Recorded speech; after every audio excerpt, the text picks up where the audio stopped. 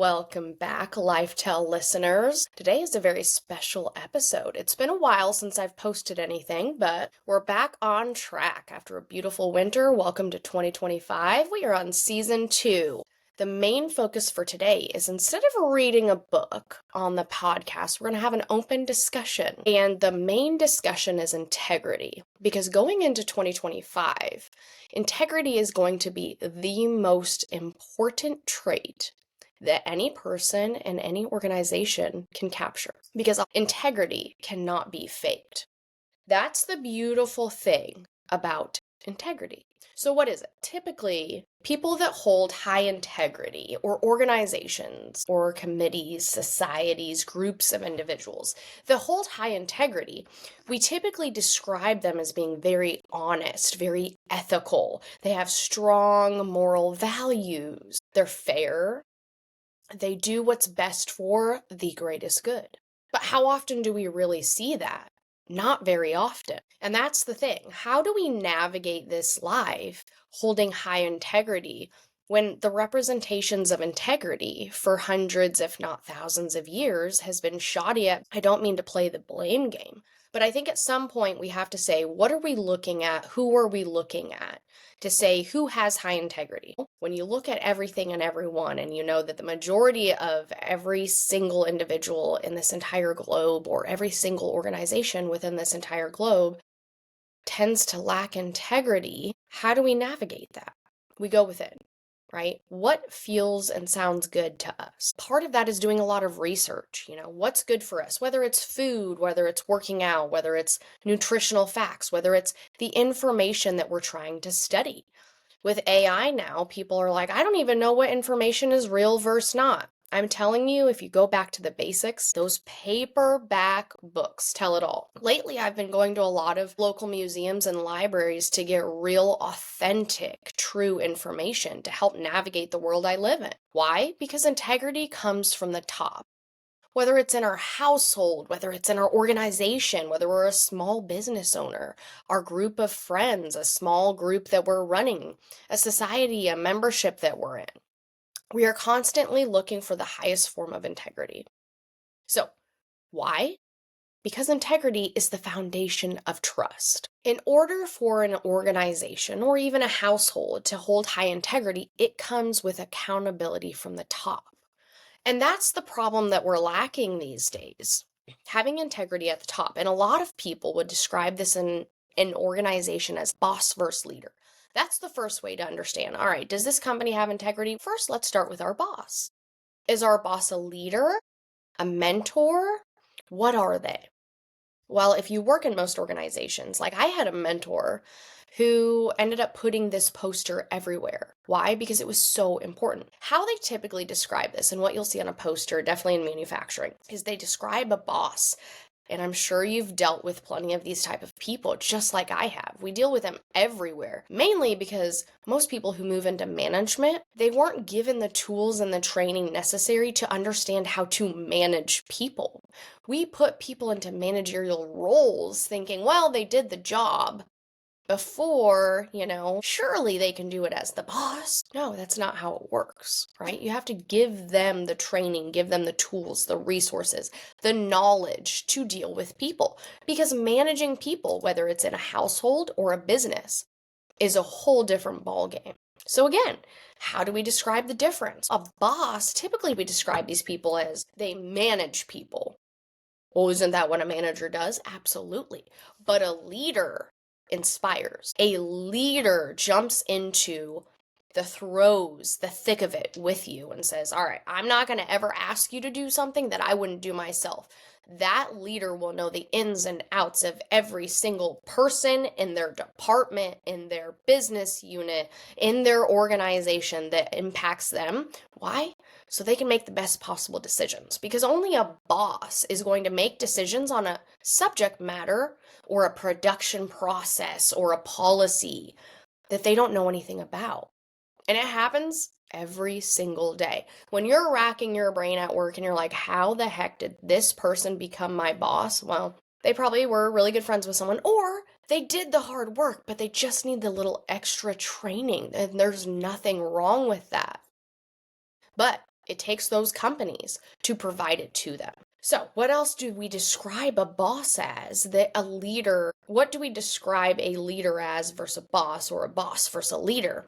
Additional things. Well, bosses are typically not adaptable to change. Unfortunately, in any environment, no matter where you are, you have to be adaptable.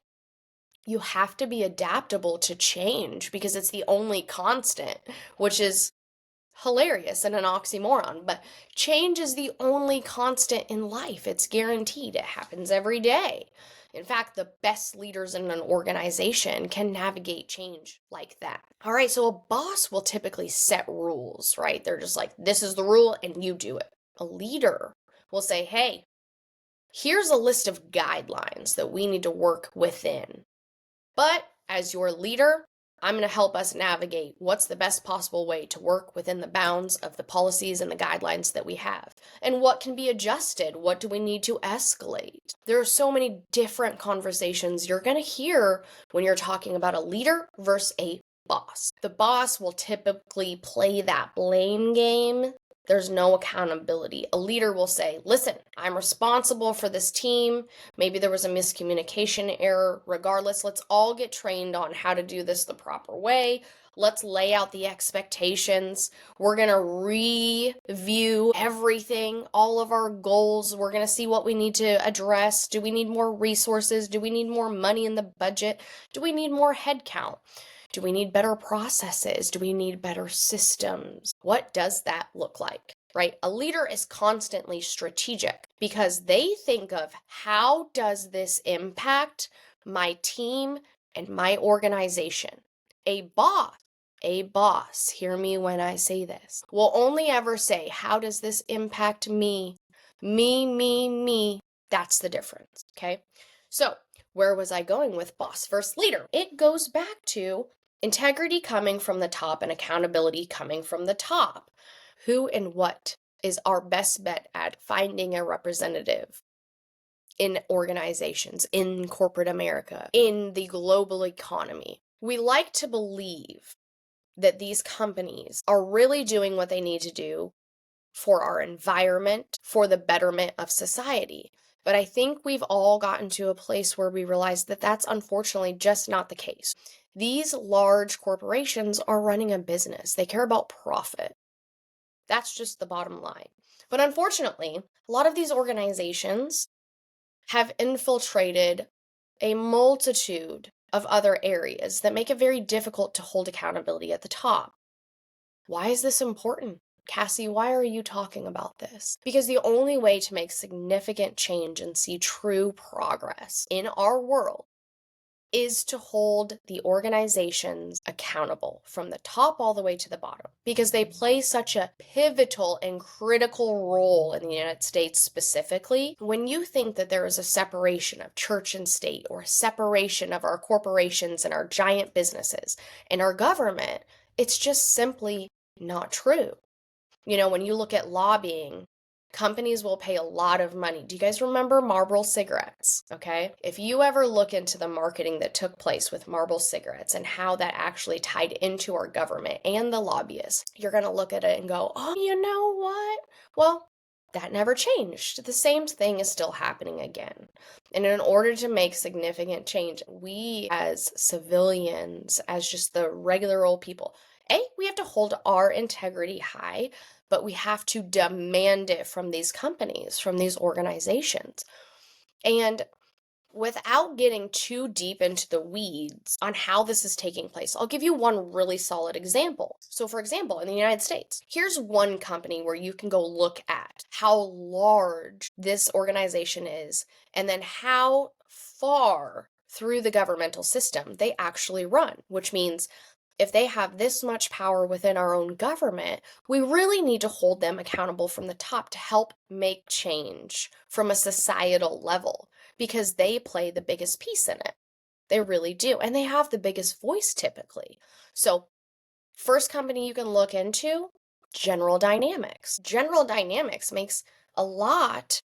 And when I say a lot, I mean the majority of all military equipment for all four branches of the military come from General Dynamics. Well, Cassie, that's not too strange. I guess it would make sense that a private organization of some sort would be building our military equipment. You could say that. But really, we have some of the best scientists, the best engineers on the planet working for the United States government. So why would we have a private company, private corporation, building our military equipment, having the blueprints to our military equipment, all the secret stuff that are in those really cool jets and planes and military equipment, Blackhawks and all that stuff? Those are supposed to be top secret confidential, right? That's the highest level of confidential you can get, the blueprints to that and all the secret little additions that are in it. But when you realize that General Dynamics, just as one prime example, holds the contracts for all of our military equipment and they're a private organization, that's kind of scary, especially when you look into who owns that company and then you find out all of what they own because it all ties in together. For example, the same company has subsidiaries that own insurance companies and debt collectors, but then they also have the credit card companies and the insurance companies. And then they own the healthcare industry and they own the news and the media industry. That plays a significant problem in how we run a society because we must have high integrity for things to work out for the greatest good, not just the one individual, the one boss, the one company. That is why it's so important for us to understand this knowledge and then be the drivers of change. We have to do it inside of our households, inside of our companies. Why? Because if we don't see it happening from the top, we must start it from the bottom. So, carrying on with integrity, I have watched time and time again in every organization I've ever worked in the struggle with integrity. Why is that such a struggle for people? Because it's a game of chess. It all plays the same way. One of the largest feedback I got from my mentors was don't die on that hill. Pick your political battles. The higher you get into some of these organizations, you have to play that political game. Unfortunately, that's the way it is. The good old boys club is real, whether you're a man or a woman. And I think every listener that's worked in an organization can absolutely say with certainty, 100% the good old boys club is true. Well, does the good old boys club have high integrity? Probably not. If they do, wonderful. Shout out, give me a comment below. Let's start talking and bringing light to some of these amazing companies that are doing the right thing. But I think we also need to put people on a pedestal and say, hey, this organization is polluting our earth, or they are making decisions that are impacting a large number of individuals. Time and time again, in these organizations where we don't see integrity coming from the top, I've dealt with managers, leaders, employees that are fighting tooth and nail from both sides, and it's a pendulum back and forth trying to balance. Definitely middle level managers and supervisors that are the boots on the ground dealing with the true day-to-day functions of the business and the putting out the fires that business is actually dealing with. Those are the people that are always stuck in between. I have to play the role of dealing with the higher ups and what their mission is, and then actually run the operation in a way that's feasible or possible. Because a lot of these middle level managers get their hands tied. Do what we ask of you with as little resources as possible. Cut your cost, increase production, increase profits. How do you do that? The majority of the time, managers, supervisors, regional people, the majority of what they're actually dealing with is trying to figure out how to do their job, run the operation of their people with as little amount of resources, help, and support as possible. Your hands pretty well get tied. So how do we fix it? Well, integrity with yourself is going to be the first and foremost, most important. It's going to be increasing that communication, whether that's in your household or at work. So here's the best thing you can do, and here's what I've learned from some of the best leaders that I've had the pleasure of working with. The key to integrity, number one, transparent communication. Too many organizations will use the guise that, well, it's confidential, or we don't want to freak out the employees. We don't want to freak out a group of individuals. They'll react this way or that way. So we want to just tell them a little bit, or we're going to manipulate how we word it to get it out so people feel good. What I did a lot of the time in HR, especially during the pandemic, was how do we rewrite the communication we're giving to people so it's still truthful, but it's less of a blow? You're thinking about that. Just like if we weren't going to hire someone, but they called and said, hey, I was checking on my application. Even though I knew that person wasn't eligible, it was how I worded it. What did I say? Well, unfortunately, right now you're not eligible, but in 6 months you're eligible to apply again. Can you give us a call back then? And they're like, absolutely. But really, what you just said is you're eligible to apply in 6 months, not in 6 months you can have a job. 9% of the time, every single time, within 3 to 6 months, that same person would call back. And they would do the same thing. And we'd keep doing this for 6 months and another 6 months and another 6 months until finally they were like, did you guys blacklist me? I'm like, no, we said you were eligible to apply. And it clicked. They said a year and a half ago, I was eligible to apply. Not that I would apply and then all of a sudden I would be granted a job. If you hear what you want to hear instead of hearing what is being told to you, what difference in the messaging are you receiving? Because in companies, the branding, the marketing, the verbal communication, everything you see, everything you hear is a strategy. It's a marketing gimmick, just like everything you see in the world. Everything your eyes and ears lay onto or hear is a marketing gimmick to manipulate you in one way or another, whether it's positive or negative. But that's just the simple truth. So that is why transparent communication is so critical for the success of not only your household, your department, your organization, your small business, whatever it is. Maybe you run the local Boy Scouts. Transparent communication is always key. Transparent communication always shows that you have high integrity. It is a lot harder to say the truth, knowing the feedback and the backlash that could happen, than it is to tell a lie and have to explain why you've lost your reputation and your integrity going forward. Because once you lose the trust, it's almost impossible to ever get back if you do. And most of these companies right now have utterly lost the trust of every single individual on the planet. But we still consume the products because we believe that we can't live without them, right? Oh, well, could you imagine a world without a Walmart because we're all making our own food in gardens and, we're tired of having poison put into our food? Whoever may be doing that, I don't know. Again, it goes back to integrity, such as, is it really, and this one's going to piss people off, is it really of high integrity? And this is the simplest type of integrity you can have as an organization.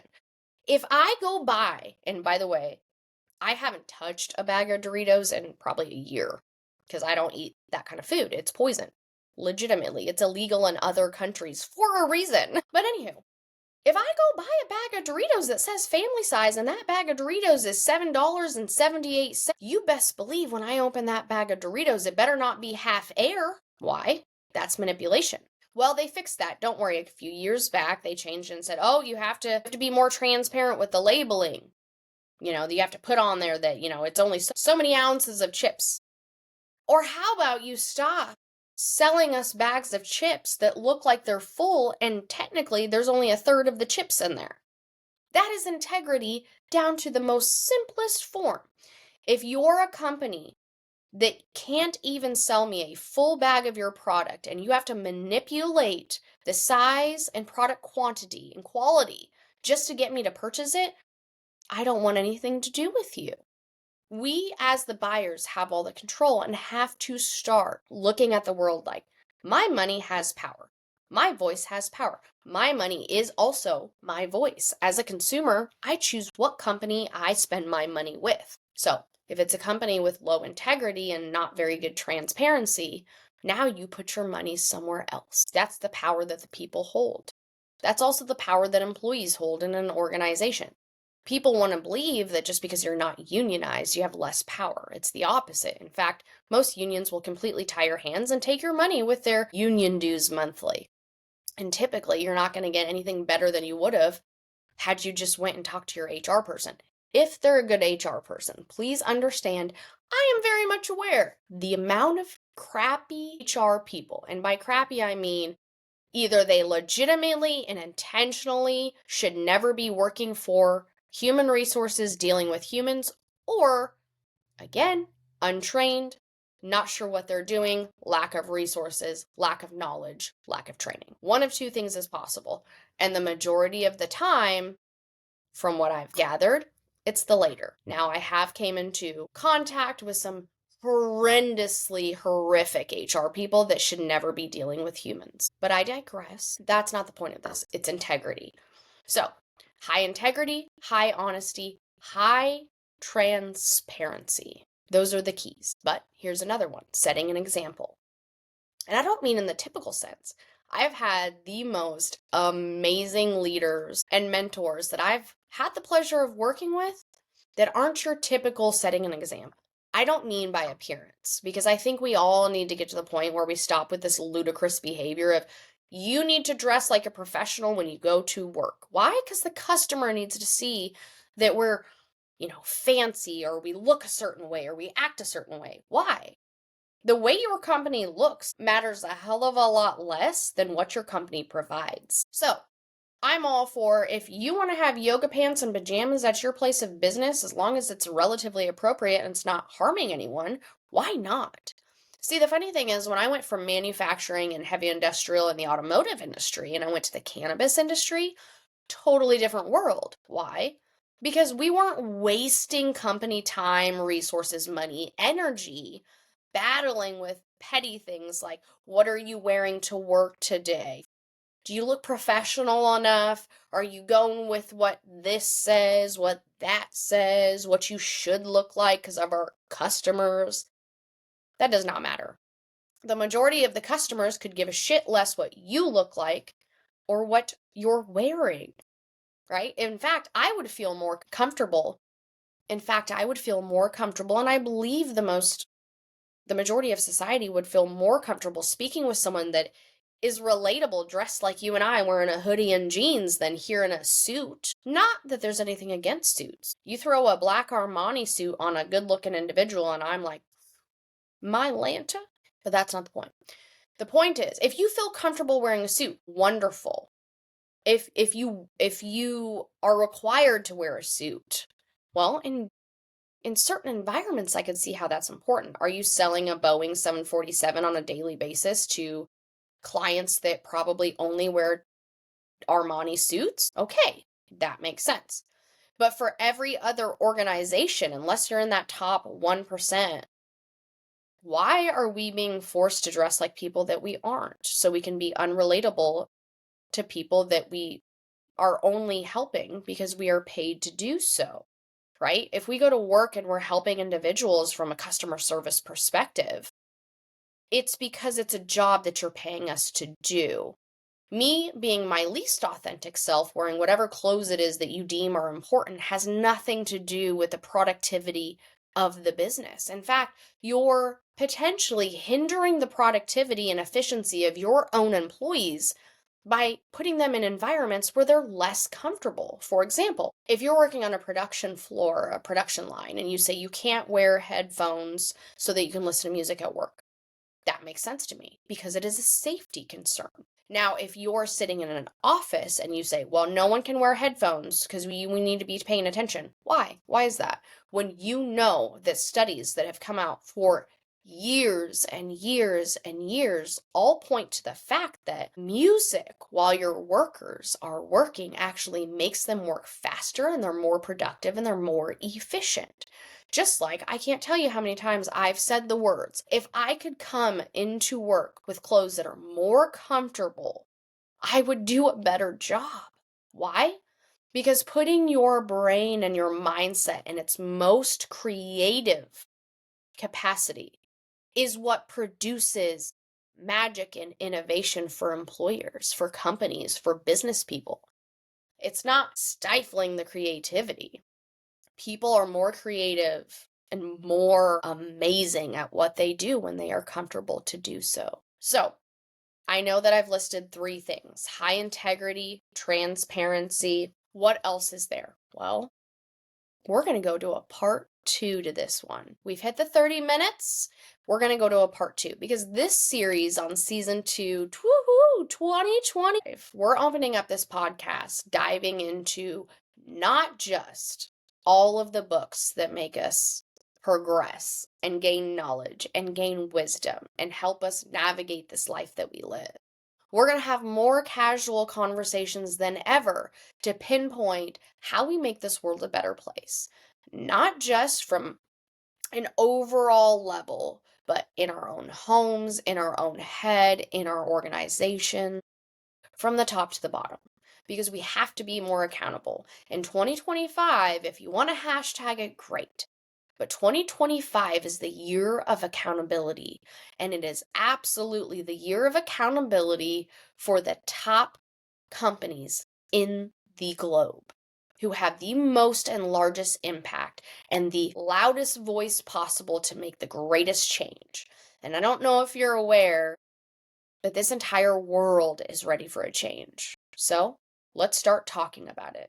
How do we change this world and be more accountable from the top to the bottom and vice versa? Like, follow, share, and subscribe. We have a ton of content on the YouTube channel, Mind, Body, Spirit, Life Tales with Cassie. If you jump on over there, we have a lot of great stuff. All right, I'll see you next week for a part 2 on how we can hold organizations and ourselves more accountable to make a better 2025 and so beyond that. Bye, Lifetale listeners. See you next week.